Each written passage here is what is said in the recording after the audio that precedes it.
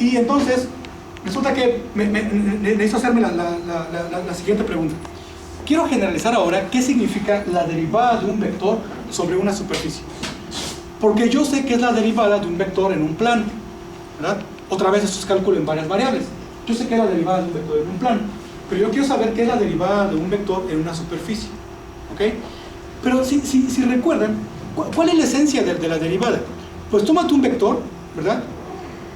Por ejemplo, tómate un campo vectorial, ¿verdad? Muévelo tantito, luego compáralo y divídelo entre el parámetro que utilizaste para variarlo, ¿no? ¿Se dan cuenta? Y luego tómate el límite, ¿verdad? Y eso básicamente, en esencia, eso es lo que me dice cómo calcular la derivada de un vector. Pero aquí hay un problema grave. En un plano, si yo tomo un vector y lo muevo tantito, ¿verdad? Pues como que yo sé cómo moverlo en un plano, ¿sí me entiendes?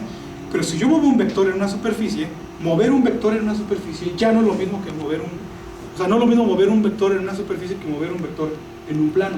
Cuando yo traslado vectores en una superficie para comparar un vector en un punto con un vector en otro punto, ya no lo puedo hacer así nada más. ¿Por qué? Pues porque los espacios tangentes cambian. El espacio tangente, que es donde vive cada uno de los vectores, ya no son el mismo espacio tangente. Entonces yo no puedo comparar objetos que viven en distintos mundos. Entonces yo necesito un objeto que me diga cómo agarro este objeto, cómo lo traslado, cómo lo muevo al otro mundo y cómo compararlo correctamente. O dicho de otro modo, tengo un vector aquí, lo muevo tantito, cómo agarro este vector y compararlo con el vector que vive en el primer mundo, en el primer espacio tangente, significa decirte cómo moverlo apropiadamente al primer mundo, ¿no? Porque viven en espacios distintos. ¿Sí me entiendes? En un plano eso no pasa, en RN no pasa eso. Porque si yo me fijo en un punto, en RN, tengo un vector, y yo me fijo en otro punto, tengo otro vector. Ah, pero los dos espacios tangentes son igualitos, porque los dos son copias de RN. ¿Sí me entiendes? Si tienes un plano, tienes el conjunto de vectores en un punto, en un plano, eso es una copia de R2, y en otro punto del plano, tienes todos los vectores tangentes en ese punto del plano, es otra copia de R2. Pero es R2 y R2 son igualitos, los puedo comparar ahí, pero en una superficie no. Porque el espacio tangente aquí, aunque es una copia de R2, pero ya está como que ya se movió tantito, ¿no? Y si me muevo tantito, a pesar de que es otra copia de R2, hasta isomorfismos, ¿verdad? Pero se movió tantito. Entonces yo necesito decir cómo comparar vectores que viven en distintos espacios. Lo que está detrás de todo esto, bueno, se llama la derivada covariante, o de forma más abstracta, la noción de conexión, que lo vamos a ver bueno, en un momento más. Y en esencia, esa dificultad es la que tenemos que vencer para poder calcular una derivada de vectores en una superficie. ¿Okay? Hay que comparar apropiadamente vectores que viven en distintos espacios. Eso lo logra hacer la derivada covariante, y déjeme decir qué significa eso. Ahora, puesto que tengo 1000 formas de comparar un vector en una superficie, entonces tengo que definir lo siguiente. Tómate un campo vectorial en una superficie. Déjame hacer un dibujo interesante. Bueno, fíjense. Tómate un campo vectorial en una superficie, que es un campo vectorial, ¿ok? Ahí me gustaría saber cuáles son las variaciones de este campo vectorial, pero eso como que no me dice mucho. Entonces tengo que decir cuáles son las variaciones de este campo vectorial con respecto a una dirección. ¿Sí se dieron cuenta? Entonces, para calcular las variaciones de un campo vectorial, tengo que decirte, lo estoy variando con respecto a qué. Entonces tengo que invitar a un campo vectorial, que aquí le voy a llamar W, ¿verdad? Tengo que invitar a un campo vectorial W, ¿verdad? Que vive en el espacio tangente. Noten que es una combinación del espacio tangente con funciones que son de clases de infinito sobre la superficie. Y además tengo que invitarte una dirección bajo la cual tengo que variar. Esa dirección es un vector arbitrario que le voy a llamar Y. Ahora, esta dirección arbitraria Y me la voy a imaginar que proviene de la derivada de una curva. Es decir, piensen que Y es la derivada de una partícula, cuya trayectoria está dado por alfa. ¿Okay? Así piensen. Tengo una dirección arbitraria. Esa dirección arbitraria me imagino que es la velocidad de algo. ¿Okay? Ese algo es una partícula que se está moviendo sobre la superficie. ¿Okay? Y que todo lo estoy calculando en un punto en el tiempo t igual a 0, que corresponde a un punto p en la superficie. Entonces la pregunta es, bueno, pues qué cosa es la variación del campo vectorial con respecto a esa dirección arbitraria. La respuesta es muy sencilla, es pues tómate la composición de este campo vectorial, ¿verdad?, a lo largo de la curva alfa, ¿me entiendes? Y con lo que terminamos es con la restricción del campo vectorial a lo largo de la curva alfa, que le voy a llamar W de t. Antes el campo vectorial era W de p, esa vive en toda la superficie, y W de t es la restricción del campo vectorial sobre la curva. ¿Ok? Ahora, ¿qué hago? Ya tengo la composición de la curva con el campo sobre la superficie. Y tengo la composición. Tómate la derivada de la curva, de esa curva, y me está diciendo cómo cambia el campo vectorial a lo largo de esa curva. ¿Sí se dan cuenta? Y esa es una derivada. Pero la derivada covariante, de hecho aquí más o menos se ve, la derivada covariante no es otra cosa más que la derivada de esa curva proyectada en el espacio tangente. Eso es la derivada covariante. ¿Okay? Es cómo cambia este campo vectorial a lo largo de la curva proyectado sobre el espacio tangente. ¿Ok? Entonces, de toda la variación del campo vectorial, en esto solamente me interesa la proyección sobre el espacio tangente. ¿Ok? Y bueno, eso lo vamos a escribir. ¿Dónde está? Aquí está. Bueno, aquí está la definición, ¿no? La proyección de este vector, que es la derivada de la curva, evaluada en cero, es decir, en el punto P. La proyección sobre el plano es lo que llamamos la derivada covariante. De hecho, se denota así con una D mayúscula, ¿verdad?, que es la derivada del campo vectorial en la dirección Y, evaluada en el punto P. Eso es en un punto P. Pero como la parametrización es en toda una vecindad del punto P, esto lo podemos extender sin ningún problema a toda una carta. ¿Ok? Entonces yo puedo hasta mover vectores en toda la vecindad de P. Se puede extender hasta por suavidad todo. ¿Ok? Y entonces, observaciones. La derivada covariante pues solamente depende de la dirección con la que estoy comparando y no de la curva alfa que utilicé, porque se acuerdan que utilicé una curva alfa, ¿no? Utilizo una curva alfa para dar la definición, pero luego me doy cuenta que la definición no depende de alfa. Y son tipos de objetos que a mí me interesan, ¿ok? Que están intrínsecos. Perfecto. Muy bien. Y bueno, entonces déjeme decirle algunas cosas para entender mejor esto. Desde un punto de vista axiomático, y así como nos lo dicen los libros de la teoría general, es que la conexión pues, es una cosa que satisface esto, algunas propiedades que uno pensaría que puede uno generalizar de las derivadas, ¿verdad? Pero fíjense, eso es lo increíble de todo, ¿no? Los libros te dicen, estos son los símbolos de Christoffel. Pues sí, pero pues a mí me dicen esto, ¿verdad? Pues como que yo no entiendo nada, ¿no? ¿Sí me entiendes? Pero en cambio, si yo te digo quiénes son los símbolos de Christoffel, como te los dije antes, pues entonces ya sé quiénes son. Lo interesante es que se puede demostrar que con la definición que yo di anteriormente, se puede abstraer y se puede demostrar qué es esto. Por ejemplo, fíjense, esta condición que está aquí es equivalente a decir, que los símbolos de Christoffel tienen la simetría en los signos inferiores, ¿no? Pues otra vez, ¿no? Pues quién sabe dónde venía, ¿no? ¿Sí se dan cuenta?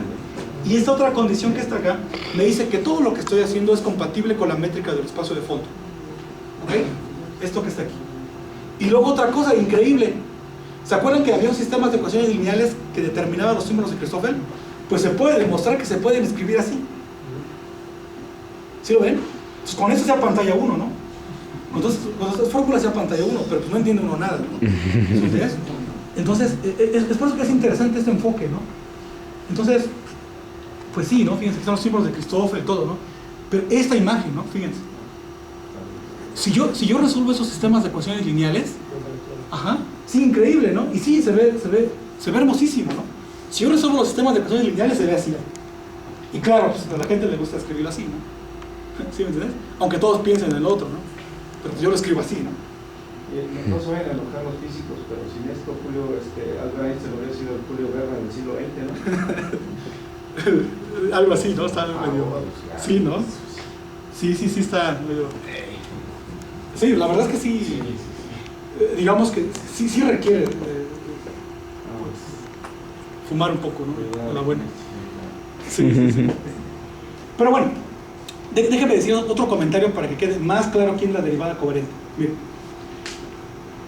suponte que tienes una curva sobre la superficie y pensemos que es la trayectoria de una partícula que vive en la superficie, ¿sale? O sea, es una superficie y piensa que alfa es la trayectoria de la partícula en la superficie. Mecánica clásica, ¿ok? ¿Quién es la derivada de alfa? Pues la velocidad, ¿no? ¿Ok? La derivada de alfa es la velocidad de la partícula. ¿Quién es la segunda derivada? La aceleración de la partícula. ¿Están de acuerdo? Ahora les voy a decir quién es la derivada covariante. La derivada covariante es la proyección de la aceleración sobre el espacio tangente.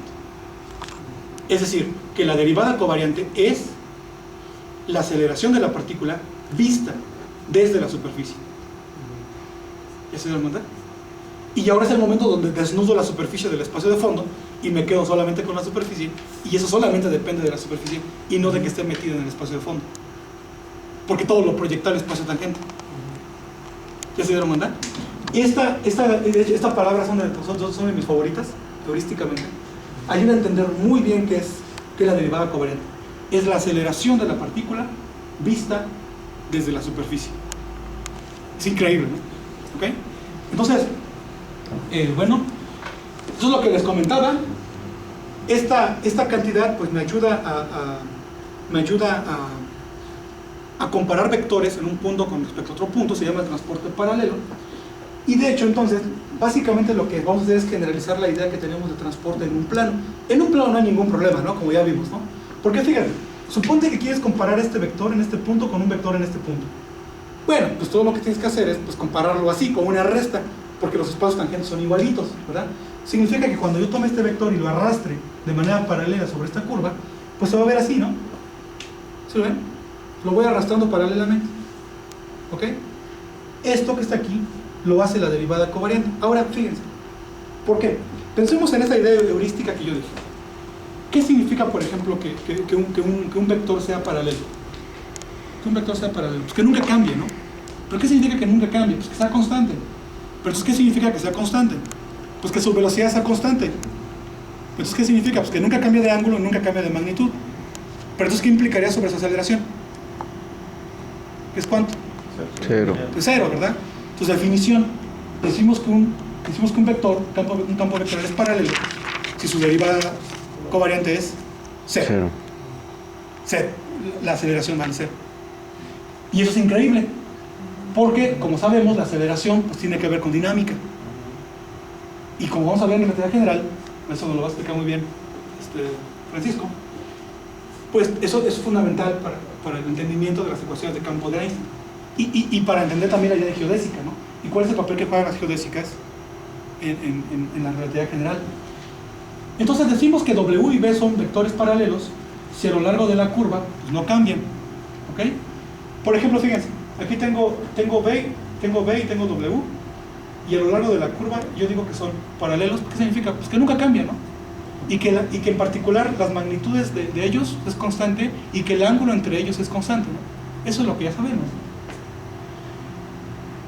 Por ejemplo, fíjense, este dibujito me gusta mucho porque dice lo siguiente: si yo calculo los símbolos de Christoffel para un plano, son idénticamente cero en coordenadas cartesianas, y eso es una idea muy bonita, lo cual también me dice que pues, las cosas tienen cierto grado de sutileza. Si yo vuelvo a calcular los símbolos de Christoffel para un plano en coordenadas polares, ya no son cero, pero me dicen cómo transportar vectores en coordenadas polares. Por ejemplo, fíjense tengo esta línea radial, ¿no? Digamos, en coordenadas polares, con phi constante. Entonces, el transporte paralelo me diría que este vector lo muevo para acá y estos dos ángulos serían fijos, ¿no? Lo interesante es que en este ejemplo los símbolos de Christoffel ya no son cero, pero de todos modos, como lo vamos a ver ahorita, los símbolos de Christoffel me dicen cómo transportar estos vectores paralelos, ¿ok? Ahora, eso es con respecto a esta dirección θ, ¿no? Ahora, ¿qué pasa si muevo aquí? θ fue constante y R lo moví, ¿no? Ahora al revés, R supone que es constante y ahora moví θ. ¿Cómo transporto de forma paralela a esto? Bueno, pues este ángulo que está aquí es más grande que este ángulo que está acá. Entonces toda esta tecnología me dice cómo estoy moviendo de forma paralela estos vectores. ¿Ok? De hecho, dada una superficie, dada una dirección arbitraria, ¿verdad? Existe un único campo paralelo, ¿verdad? Que tiene como condición inicial a esa dirección que tú elegiste. Es una bueno, demostración es el teorema de existencia y unicidad de ecuaciones diferenciales ordinarias, ¿no?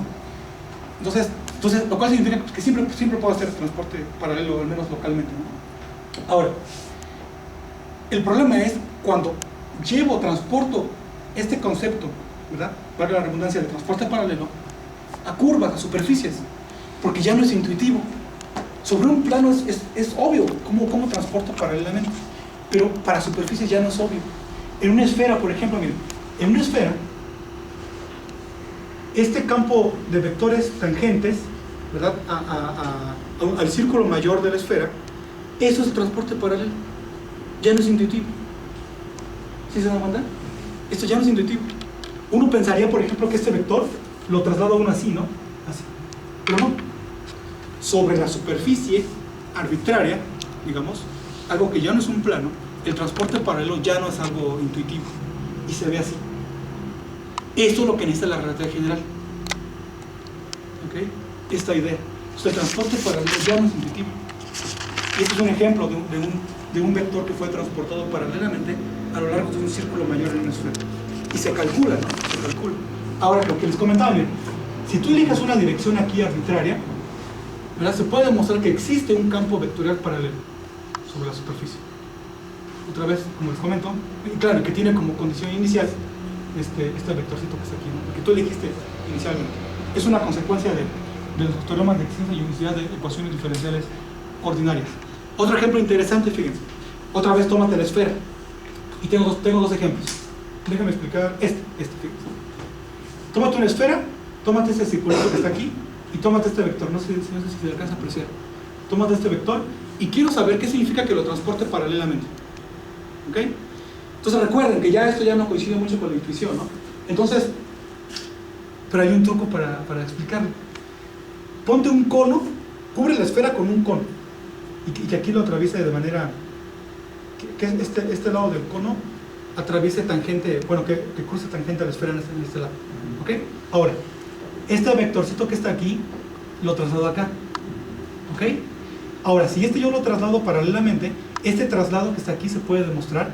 Lo que pasa es, bueno, aquí utilizan un super trucazo, ¿no? Que más o menos el cono y un plano no difieren mucho, ¿no? Entonces, en un plano yo sé cómo transportar paralelamente, pero no intuitivamente en una esfera. Entonces, este vector que está aquí, yo lo transporto de manera paralela como si estuviera en un plano y llego acá. Ajá. Pero, si te fijas en este punto, ¿quién es el vector tangente a la esfera? Es este que está acá. Entonces, aquí difieren. ¿Sí me entiendes? Entonces, cuando empiezo con un vector aquí y yo lo muevo tantito, difiere del vector tangente. Solamente coincide cuando me muevo a lo largo de un círculo mayor. Acá también se ve. Empiezo con este vector, me empiezo a mover y también difiere por un ángulo alfa. Y se calcula, ¿eh? O sea, aquí se ve un dibujo y se ve muy bonito, ¿no? Pero se calcula. De hecho, yo hice el cálculo, bueno, antes de enseñar el dibujo, tengo los cálculos y sí me aventé como 3 hojitas, ¿no? Para demostrar que este ángulo, que difieren en un ángulo teta, ¿no? Si teta es el... no me acuerdo, no me voy a acordar. Pero lo tengo los cálculos. ¿Ok? Entonces, esto ya no es muy intuitivo, ¿no? ¿Verdad? Bueno, claro, no es intuitivo como, digamos, de primera instancia. Hay que afinar, digamos, la intuición, ¿no? Es como con la relatividad especial, ¿no? Y bueno, es uno de algo que nos platicaban la sesión anterior, que cuando uno se encuentra con la relatividad especial, pues como que tienes que enseñarle al cerebro otra vez cómo pensar, ¿no? Porque pues tienes todos estos procesos, ¿no? Y estas reglas nuevas. Y al principio cuesta, ¿no? Porque pues cuesta, ¿no? O sea, volver a afinar esa intuición, ¿no? Y intuir las respuestas antes de tener los resultados, ¿no? Digamos, como buen físico, ¿no? Entonces, algo interesante, el transporte paralelo no depende de la curva, ¿verdad? Y de hecho, el transporte paralelo define una isometría. Bueno, son cosas que digamos, bueno, déjenme avanzar porque no sé si creo que un pequeño receso o... Sí, bueno. Sí, porque voy a comenzar con...